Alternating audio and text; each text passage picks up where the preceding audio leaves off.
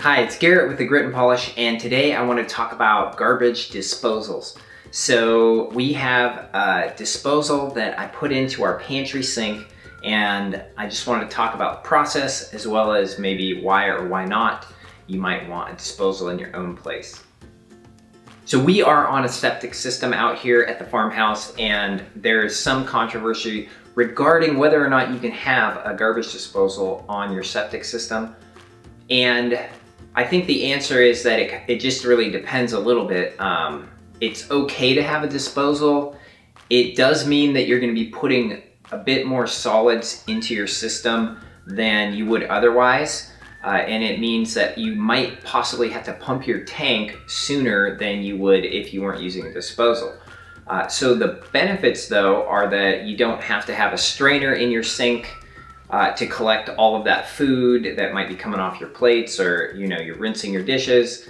So you don't have to do that step, and it really becomes just more of a convenience factor. You can flip the switch and all of that food waste just gets ground up and filtered away into your septic tank.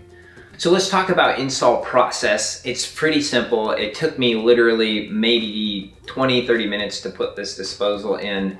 And if you have a disposal already, you can follow the same steps to getting your disposal replaced. You just have to take apart the old one and remove it and get the sink drain area all cleaned out nicely so that you can put the new one in.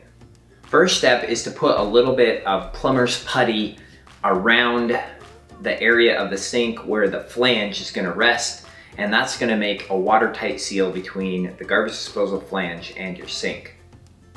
So roll that up and get a nice thick roll of the plumber's putty all the way around.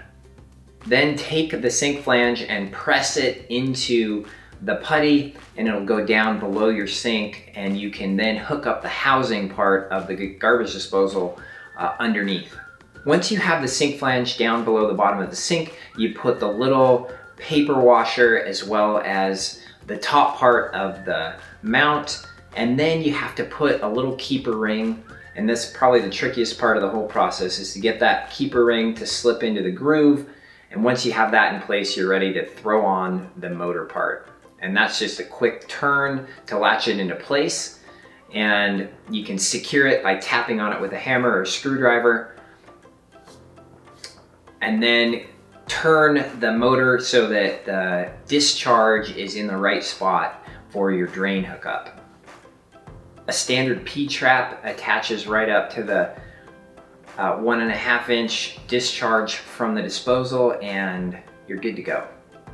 The disposal we used is a Moen half-horse disposal. I really like this unit. I've used all the different kinds of disposals, Badgers, Waste Kings, Incinerators, and I really like this Moen half-horse disposal. It's not very big, it doesn't take up like the whole sink bay, so there's still lots of storage, and it is plenty powerful for just cleaning up those, food that comes off your plates as you rinse them. So recommendation from the Grit and Polish is to buy a 1/3 horse or a 1/2 horse disposal and use it sparingly for convenience as you need. Pretty simple to hook up a disposal. Hope you liked the video. If you do, hit subscribe and visit the Grit and Polish for more on home design and renovation. Happy renovations. We'll see you next time.